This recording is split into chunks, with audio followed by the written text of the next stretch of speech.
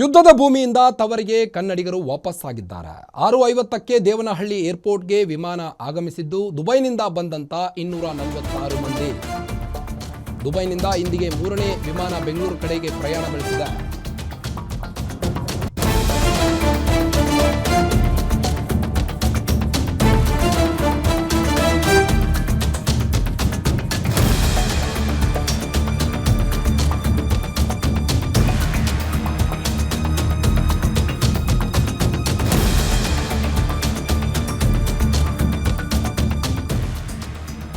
ನಿಮಗೆಲ್ಲ ಗೊತ್ತೇ ಇದೆ ದುಬೈನಲ್ಲಿ ವಾರ್ನ ಭೀತಿ ಎಷ್ಟಿದೆ ಅಂತ. ಹೀಗಾಗಿ ಈಗ ವಾರ್ ಭೂಮಿಯಿಂದ ತವರಿಗೆ ವಾಪಸ್ಸಾಗಿದ್ದಾರೆ ಕನ್ನಡಿಗರು. ಭಯದಲ್ಲೇ ಬಂದಿದ್ದಾರೆ ಕನ್ನಡಿಗರೀಗ. 6:50ಕ್ಕೆ ದೇವನಹಳ್ಳಿ ಏರ್ಪೋರ್ಟ್ಗೆ ವಿಮಾನ ಆಗಮಿಸಿದ್ದು, ವಿಮಾನ ಯಾವಾಗ ಏರ್ಪೋರ್ಟ್ಗೆ ಎಂಟ್ರಿ ಆಯಿತು ನಿಟ್ಟುಸಿರು ಬಿಟ್ಟಿದ್ದಾರೆ ಜನರು. ದುಬೈನಿಂದ ಬಂದಂಥ ವಿಮಾನದಲ್ಲಿ 246 ಮಂದಿ ಆಗಮಿಸಿದ್ದಾರೆ. ದುಬೈನಿಂದ ಇಂದಿಗೆ 3ನೇ ವಿಮಾನ ಬೆಂಗಳೂರಿನ ಕಡೆಗೆ ಪ್ರಯಾಣ ಬೆಳೆಸಿದ್ದು ಆತಂಕದಲ್ಲಿದ್ದಂಥ ಕುಟುಂಬಸ್ಥರಲ್ಲಿ ಮನೆ ಮಾಡಿದೆ ಈಗ ಸಂತಸ. ಕೊನೆಗೂ ನಮ್ಮವರು ನಮ್ಮ ಮನೆಗೆ ಬಂದರು ಅಂತ ಕುಟುಂಬಸ್ಥರು ಸಂತಸವನ್ನು ವ್ಯಕ್ತಪಡಿಸ್ತಾ ಇದ್ದಾರೆ. ವಾರ್ ಭೂಮಿಯಿಂದ ತವರಿಗೆ ವಾಪಸ್ಸಾದ ಕನ್ನಡಿಗರು ಗ್ಯಾರಂಟಿ ನ್ಯೂಸ್ಗೂ ಕೂಡ ಮಾತನಾಡಿದ್ದು, ಅಲ್ಲಿ ಯಾವ ರೀತಿ ಭಯದ ವಾತಾವರಣವಿತ್ತು, ಉದ್ವಿಗ್ನತೆಯ ಪರಿಸ್ಥಿತಿಯನ್ನು ಎಳೆಯಾಗಿ ಬಿಚ್ಚಿಟ್ಟಿದ್ದಾರೆ.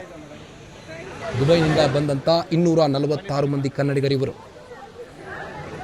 ತಾಯ್ನಾಡಿಗೆ ವಾಪಸ್ ಬರ್ತಿದ್ದಂತೆ ಅವರನ್ನು ಬೀಳ್ಕೊಡಲು ಕುಟುಂಬಸ್ಥರು ಆಗಮಿಸಿರುವಂಥ ದೃಶ್ಯವನ್ನು ನೀವು ಗಮನಿಸಬಹುದು.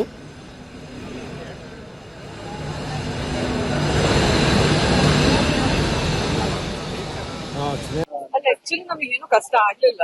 ನಮ್ದು ಟಿಒಟಿ ಹೋಗಿತ್ತು, ಎಲ್ಲರೂ ಒಳ್ಳೇದೇ ಇತ್ತು, ಎಲ್ಲರೂ ಸರಿ ಇತ್ತು.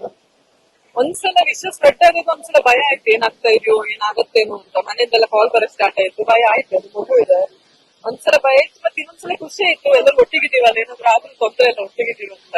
ನಮ್ದು ಬಿಆರ್ ಅಲ್ಲಿ ಅವಾರ್ಡ್ ಫಂಕ್ಷನ್ ಹೋಗಿದ್ವಿ, ಇವರಿಗೆ ವಿಜಯರತ್ನ ಅವಾರ್ಡ್ ಇತ್ತು, ಹಾಗೆ ಹೋಗಿದ್ರು. ಅವಾರ್ಡ್ ಕೊಡ್ತಿರ್ಬೇಕಾದ್ರೆ ಮೆಸೇಜ್ ಬರಕ್ ಸ್ಟಾರ್ಟ್ ಆಯ್ತು ಆಕ್ಚುಲಿ ಈ ತರ ಆಗ್ತಾ ಇದೆ ಅಂತ. ಆ ದಿನ ರಾತ್ರಿ ಇದ್ದೇ ಬರ್ಲಿಲ್ಲ ಯಾರಿಗೂ, ಒಂಥರ ಭಯ ಇತ್ತು. ಬಟ್ ನೆಕ್ಸ್ಟ್ ದಿನ ಹೊರಗೆ ಹೋದಾಗ ಎಲ್ಲರೂ ಆಕ್ಟಿವ್ ಇದ್ರು, ಎಲ್ಲರೂ ಕರೆಕ್ಟ್ ಇತ್ತು, ಎಲ್ಲರೂ ಓಪನ್ ಇತ್ತು, ಏನು ಇದು ಅನ್ಸ್ಲಿಲ್ಲ. ಮನೇಲಿ ಕಾಲ್ ಬರ್ಬೇಕಾದ್ರೆ ಒಂದ್ ಸ್ವಲ್ಪ ಭಯ ಆಗ್ತಿತ್ತು, ಮತ್ತೆಲ್ಲ ನಾರ್ಮಲ್ ಇತ್ತು. ಬಟ್ ದುಬೈನಲ್ಲಿ ಇವತ್ತು 9 o'clock ಫ್ಲೈಟ್ ಇತ್ತು. ಸಡನ್ ಆಗಿ ಟೇಕ್ ಆಫ್ ಟೈಮ್ ಅಲ್ಲಿ ಈ stop. Side some problem is there, so finding the route and the space is closed. Said nothing, no problem, people have to board back again. From 9 to 4 o'clock we were in the flight only. 9 to 4 o'clock. No breakfast, nothing. Flight only we were there from morning 9 to 4 o'clock. Then afterwards they said you people have to get down, it's in these spaces. ಆಮೇಲೆ ಇವತ್ತು full ಎಲ್ಲಾ flight land ಆಯ್ತಲ್ಲ, ತುಂಬಾ ಜನ ಇದ್ರು ಒಂದೇ time. I think more than 10,000 people ಇದ್ರು. So ಎಲ್ರಿಗೂ ಫಸ್ಟ್ ಹೋಗಿ ಏನಾದ್ರು ಊಟ ಮಾಡಿ ಅಂತ ಬೋರ್ಡಿಂಗ್ ಪಾಸ್ ತೋರಿಸಿ ತಗೊಳ್ಳಿ ಅಂದ್ರು. ಅದೆಲ್ಲ ಆದ್ಮೇಲೆ ಮತ್ತೆ ಬಂದ್ವಿ 5 o'clock ನೋ ಫ್ಲೈಟ್ಸ್ ಕ್ಯಾನ್ಸಲ್ ಆಯ್ತು. ಮಕ್ಕಳ ಹುಟ್ಟುಹಬ್ಬದ ಸೀಮಿತವಾಗಿ ದುಬೈಗೆ ಹೊರಟಿದ್ದಂತ ಫ್ಯಾಮಿಲಿ ಏನಿದೆ ಇವತ್ತು ಅಲ್ಲಿಂದ ಬೆಂಗಳೂರಿಗೆ ಬಂದಿರುವಂತದ್ದು. ಇವರೇ ಹತ್ತಿರದಿಂದ ಸಾಕಷ್ಟು ಸಮಸ್ಯೆಗಳನ್ನ ನೋಡಿದೀವಿ ಅಂತ ಹೇಳ್ತಾ ಇದ್ದಾರೆ. ಹರೀಶ್ ಗೌಡ ಅನ್ನೋರು ನಮ್ಮ ಜೊತೆ ಇದ್ದಾರೆ, ಅವ್ರನ್ನೇ ಮಾತಾಡ್ಸ್ತಾ ಹೋಗ್ತೇನೆ. ಸರ್, ನೀವು ಯುದ್ಧದ ಭೂಮಿಯಿಂದ ಹತ್ತಿರದಿಂದ ನೋಡಿದೀನಿ ಅಂತ ಹೇಳ್ತಾ ಇದ್ದೀರಿ, ಯಾವ ರೀತಿ ಇತ್ತು ಸಿಚುವೇಶನ್ ಅಲ್ಲೆಲ್ಲ ಸರ್? ಶನಿವಾರ ಮಧ್ಯಾಹ್ನ 3 ಗಂಟೆಗೆ ನಮ್ದು ಫ್ಲೈಟ್ ಕ್ಯಾನ್ಸಲ್ ಆಯ್ತು ಅಂತ ಒಂದು ನ್ಯೂಸ್ ಬಂತು. ಅವಾಗ ನಾನು ಅದನ್ನ ಅನಲೈಸ್ ಮಾಡಿದಾಗ ಒಂದು ಬೀಚ್ ಅಲ್ಲಿ ಮುಂದೆ ಆಟ ಆಡ್ತಾ ಇದ್ದೆ. ಸುಮಾರು 5:45 ಅಥವಾ 6 ಗಂಟೆ ಆಗಿತ್ತು. ಆ ಟೈಮಲ್ಲಿ ಸನ್ಸೆಟ್ ಟೈಮು. ಆ ಟೈಮಲ್ಲಿ ನಾನು ಸನ್ಸೆಟ್ ನೋಡೋದ್ ಬಂದು ಒಂದು ಬ್ಲಾಸ್ಟ್ ನೋಡಿದೆ. ನಾನು ಮುಂದೆನೆ ಬ್ಲಾಸ್ಟ್ ನೋಡಿದಾಗ ಇದು ಆತಂಕದ ಪರಿಸ್ಥಿತಿ ಕ್ರಿಯೇಟ್ ಆಯ್ತು, ಮತ್ತೆ ಸೌಂಡ್ಸ್ ಬಂತು. ಆಗ ಏನೋ ತುಂಬಾ ಸ್ಟ್ರೆಸ್ಫುಲ್ ಆಗಿ ನಾವು ಆ ಹೋಟೆಲ್ಗೆ ಹೋದ್ವಿ. ಹೋಟೆಲ್ ಅಲ್ಲಿ ನೈಟ್ ಎಲ್ಲ ಅಲರ್ಟ್ ಬಂತು, ನಾವೆಲ್ಲ ಬೇಸ್ಮೆಂಟ್ ನ ಕಳಿಸಿದ್ರು. So hole night it was A night ಮೇರ್. ನಾವು ನಮ್ಮ ಮಕ್ಕಳದ್ದು ಬರ್ಡೇ ಸೆಲೆಬ್ರೇಷನ್ಗೆ ಅಂತ ಹೋಗಿದ್ವಿ, ಬಟ್ ಬರ್ಡೇ ಸೆಲೆಬ್ರೇಷನ್ ಆಗ್ಲಿಲ್ಲ. ಅದಾದ ನೆಕ್ಸ್ಟ್ ದಿವಸ ಅಲರ್ಟ್ ಮೆಸೇಜಸ್ ಬರ್ತಾ ಇತ್ತು, ಗೌರ್ಮೆಂಟ್ ಪ್ರೊಡಕ್ಷನ್ ಅಲರ್ಟ್ಸ್ ಬರ್ತಾ ಇತ್ತು. ಆ ಹೋಟೆಲರು ಕೂಡ ತುಂಬಾ ಸಪೋರ್ಟ್ ಮಾಡಿದ್ರು. ಬಟ್ ಸುಮಾರು 3 ದಿವಸ ಆಯ್ತು, ತುಂಬಾ ಆತಂಕದ ವಾತಾವರಣ. ಫ್ಲೈಟ್ಸ್ ಯಾವಾಗ ಬರುತ್ತೋ ಅಂತ ಗೊತ್ತಿಲ್ಲ.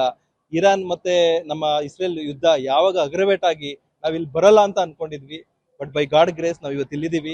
ನಾವು ನಮ್ಮ ಕನ್ನಡ ನೆಲೆ ಮತ್ತೆ ಭಾರತ ದೇಶದ ಸುಪುತ್ರರಾಗಿರೋದ್ರಿಂದ ನಾವು ಒಂದು ಫಾರ್ಚುನೇಟ್ ಆಗಿದ್ದೀವಿ ಅಂತ ನಾನು ಹೇಳಕ್ ಇಷ್ಟಪಡ್ತೀನಿ. ತಾವು ದುಬೈಗೆ ಆಗಿಂದಾಗ್ಲೇ ಭೇಟಿ ಕೊಡ್ತಾ ಇದ್ದೆ ಅಂತ ಹೇಳ್ತಾ ಇದ್ರಿ.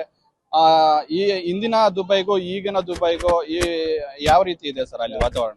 ಸುಮಾರು 3-4 ತಿಂಗಳಿಂದ ನಾನು ಸುಮಾರು 6 ಸತಿ ದುಬೈಗೆ ಹೋಗಿ ಬಂದಿದ್ದೀನಿ. ಬಟ್ ಇದು ಒಂದು ಆತಂಕದ ಸೃಷ್ಟಿ. 25 ವರ್ಷಗಳಿಂದ ದುಬೈಲಿ ಯಾವುದೇ ಕಾರಣಕ್ಕೂ ಈ ತರ ಅಭದ್ರತೆ ಕಂಡು ಬಂದಿಲ್ಲ. ಇದೇ ಫಸ್ಟ್ ಟೈಮು ದುಬೈ ಹಿಸ್ಟ್ರಿಯಲ್ಲೇ ಕೂಡ ಇದು ಒಂದು ಸಂದಿಗ್ಧ ಪರಿಸ್ಥಿತಿ ಬಂತು. ಟ್ಯಾಕ್ಸಿ ಡ್ರೈವರ್ಸ್ ಆಗಲಿ, ಹೋಟೆಲ್ ಸಿಸ್ಟಮ್ ಆಗಲಿ, ಎವ್ರಿಥಿಂಗ್ ಇಸ್ ಅಫ್ರೈಡ್. ಬಟ್ ಲಕ್ಕಿಲಿ ಆ ಗೌರ್ಮೆಂಟ್ ಸಿಸ್ಟಮು ಒಂದು ಸಪೋರ್ಟಿಂಗ್ ಇದ್ದಿದ್ರಿಂದ ಎಲ್ಲನೂ ಮ್ಯಾನೇಜ್ ಮಾಡಿದ್ದಾರೆ. ನಮ್ಗೆ ಯಾವುದೇ ತೊಂದರೆ ಆಗಲಿಲ್ಲ. ಇದಿಷ್ಟು ಏನು ಹರೀಶ್ ಗೌಡ ಅವರ ಮಾತಾಗಿರುವಂತದ್ದು.